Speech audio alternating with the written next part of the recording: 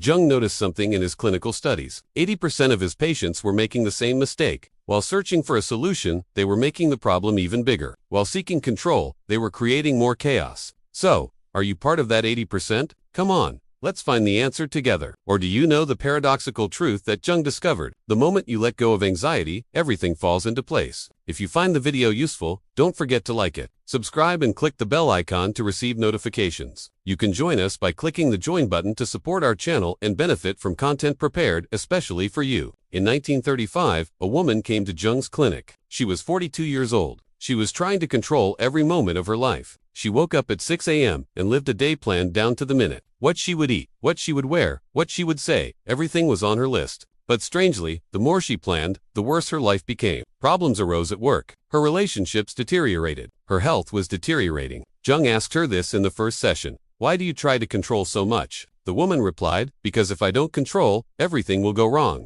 Jung was silent for a moment. Then he said, well, have you controlled it so far? The woman thought, yes, she said, I controlled everything. Jung continued, and is your life the way you want it to be? The woman started crying. No, she said, nothing is the way I want it to be. And that's when Jung's profound discovery emerged. He said to her, perhaps the problem isn't your lack of control. Perhaps the problem is control itself. This sentence shook her world, because for years, she had believed the exact opposite. More control, a better life. But Jung showed her something. Control is an illusion, and the tighter you cling to this illusion, the more life slips away. Now, let me ask you a question. Have you fallen into the same trap? Do you try to plan, control, and calculate everything? And no matter how hard you try, you can't seem to get where you want to be. Because what Jung discovered was this. Anxiety is not a search for a solution. Anxiety is a form of control, and control is the enemy of real solutions. Jung used to say that people can't stop suffering because they think controlling suffering gives them power. So how does this happen? Why does anxiety make the problem bigger? The answer is this. When you worry, your mind focuses on the future. It writes scenarios for things that haven't happened. What if this happens? What if that happens? And the more scenarios it produces, the more real your brain believes them to be. And because it believes them to be real, your body releases stress hormones. Your heart rate increases. You experience shortness of breath. You lose sleep. And worst of all, anxiety consumes your attention. You can no longer focus on the present. You can't see the real solutions, because your mind is preoccupied with imaginary problems in the future. Jung had a male patient he was treating. He was 36 years old and very successful in his career. But he had a problem. He was constantly anxious. Will I lose my job? Will I have enough money? Do people like me? Hundreds of questions, hundreds of worries every day. Jung gave him an exercise. He said, for 1 week, write down your worries in a notebook. Next to each one, mark whether that worry came true. A week later, the man came back and was shocked, because 95% of his worries had never come true. They only existed in his mind. Jung smiled. Here's the thing, he said. You're wasting real energy on imaginary problems, and this energy is preventing you from living your real life. But the man had a question in his mind. If I don't worry, won't the problems remain unsolved? Jung said this to him. Worrying and problem solving are not the same thing. Problem solving focuses on the present. Worry gets stuck in the future. Problem solving takes action. Worry only thinks. And this is where Jung's paradox of letting go comes in. Jung discovered, life is like a river. If you swim against the river, you will tire and drown. But if you let go, the river will carry you. But be careful. Letting go is not giving up. Letting go is acting with your mind. Jung studied the concept of way from Eastern philosophy. Way means action without action. That is, doing without forcing, succeeding without striving, guiding without controlling. Jung had a female patient he was treating. She was 48 years old and had been searching for a happy relationship for years. But every relationship she tried failed because she was trying to control the relationship. She wanted to plan every detail. How should the other person behave? What should they say? Where should they go?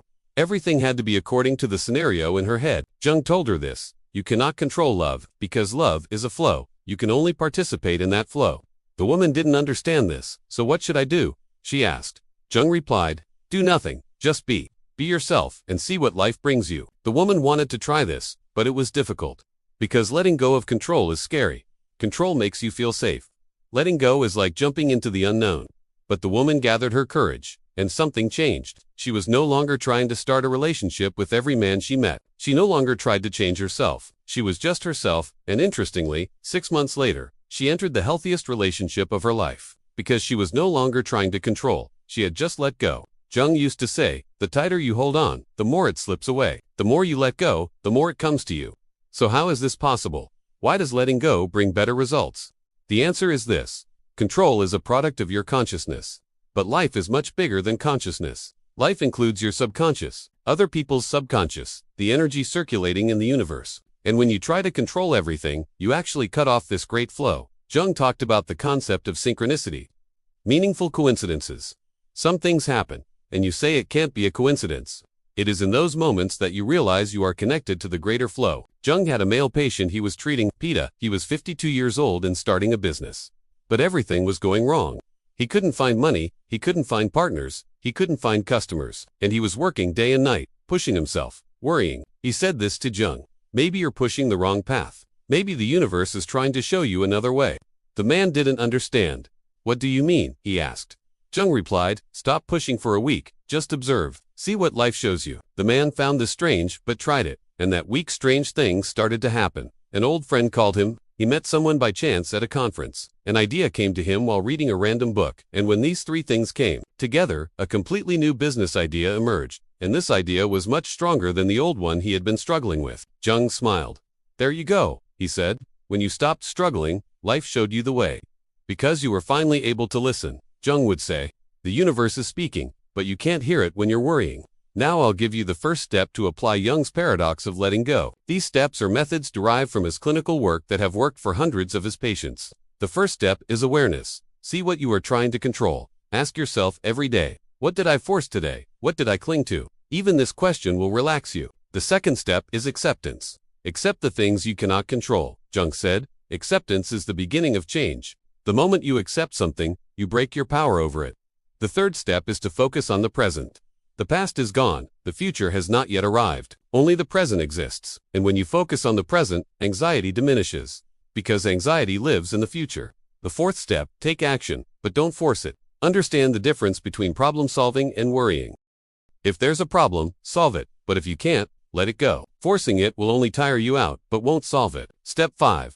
Build trust. Trust life. Trust the universe. Trust yourself. This trust is your greatest power. Because when you trust, you can let go of control. Step 6. Go with the flow. Observe what life brings you. Are doors opening? Are coincidences happening? Are people crossing your path? These are signs of the flow. And when you follow these signs, life will take you to the right place. Step 7. Let go. Let go of your attachment to the outcome. Yes, have a goal, but don't get attached to the outcome, because sometimes life brings something much better than you imagine. Jung had a female patient. She was 39 years old and had been unhappy for years. She had planned everything, career, marriage, children, home, but none of it had happened, and she felt like a failure. Jung asked her, why are you so unhappy? The woman replied, because my life didn't turn out the way I planned. Jung smiled. Perhaps, he said, life has a better plan for you, but you're holding on to your own plan so tightly that you can't see life's plan. This sentence made the woman think deeply, and she slowly began to let go. She let go of her old plans, let go of her expectations, and just began to live in the present. And strangely, 6 months later, her life had completely changed. She had found a new job, she had met new people, she discovered a new passion, and she realized something. If her old plan had come true, she wouldn't be this happy now, because life's plan was much better than hers. Jung would say, life knows you better than you know yourself, and when you trust it, it takes you to the right place. But be careful, letting go is not being passive. Letting go is acting wisely. You still take action, but you don't force it. You still make plans, but you don't obsess over them. You still want things, but you don't get attached to the outcome. As Jung said, the goal is not to do nothing. The goal is to do the right thing at the right time, and the way to do that is to go with the flow. Now I'll tell you one last thing, and this is perhaps the most important part. He discovered Jung. Anxiety is actually a mask. When you worry, you're actually masking your real fear. The real fear is this. You can't control it. You're not safe. You're not enough. And that's where the real transformation begins. When you face that fear, when you say to yourself, yes, I can't control it. Yes, everything is uncertain. Yes, sometimes I am powerless. But that's okay, because I am still here. I am alive. I am breathing, and that is enough. Jung used to say, the purpose of life is not to be perfect. The purpose of life is to be whole. And you are already whole with all your weaknesses, all your uncertainties, all your fears. Jung had a male patient he was treating. He was 44 years old and came to therapy after experiencing a panic attack. He had tried to appear strong his whole life. He had never cried. He had never shown fear. He had kept everything under control. But one day, something snapped. The panic attack came, and for the first time, he felt completely out of control. He was scared, very scared. Jung said this to him. Maybe your body is trying to tell you something. Maybe you don't need to appear so strong anymore. The man didn't understand. I can't be weak, he said. Jung replied, showing weakness is not being weak. Showing weakness requires courage, because you are showing your true self. The man slowly understood and began to let go. She let go of the mask of strength. She let go of her obsession with controlling everything and began to simply be human. And surprisingly, this letting go made her stronger, because now, she no longer had a fake strength, but a real strength. The power to accept, the power to let go, the power to be who she was. Jung used to say, true power doesn't come from controlling everything. True power comes from accepting lack of control. But now, let's delve deeper, because there's another aspect of Jung's paradox of letting go. His relationship with the shadow. Jung discovered this. Anxiety often comes from the shadow. That is, from aspects of yourself that you repress, that you reject, that you don't accept. For example, as a child, you were told to be strong, to not cry, to not be afraid, and over time, you buried your weakness, your fear, your vulnerability in the shadow. But that shadow didn't disappear. It just went into your subconscious, and from there, it controls you with anxiety, because you're afraid of appearing weak. You're afraid of failing. You're afraid of being rejected, and these fears drive you to constantly control. Jung treated a woman. She was 45 years old and a perfectionist. Everything had to be perfect. Her home, her work, her appearance, her relationships. But this quest for perfection was destroying her, because nothing was ever good enough. Jung asked her, why do you have to be perfect? The woman answered, because perfect, if I'm not, I'm worthless. Jung continued, where did you get this belief? The woman thought about it, then turned to her memories. When she was a child, her mother was very strict. Every mistake was punished. Every failure was met with disappointment. And over time, the woman had learned this. Be perfect, or you won't be loved. Jung told her, that child is still inside her, and he's still searching for that love. But you won't find it by seeking perfection. You'll find it by accepting it. The woman wept. So how can I accept it? She said. Jung answered, accept your weakness. Accept your mistakes. Accept your flaws. Because they are your humanity. And when you accept them, you won't try to be perfect anymore. You will just be you. This was what Jung called shadow integration. When you accept your shadow, your fear of it diminishes. And when that fear diminishes, your need for control diminishes. Jung used to say, when you make peace with your shadow, you find inner peace. Because you're no longer running from yourself. Now, I'll give you an exercise.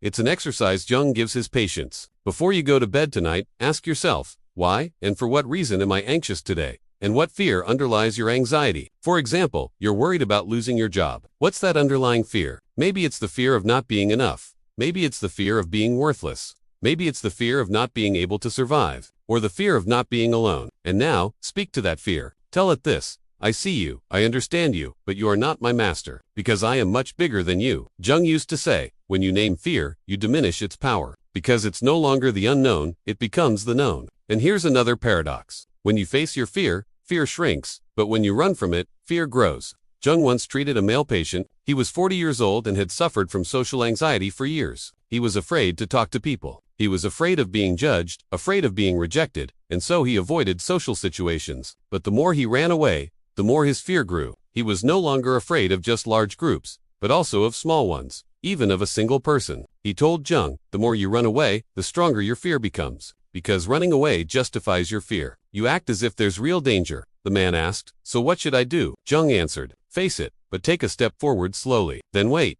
then another step.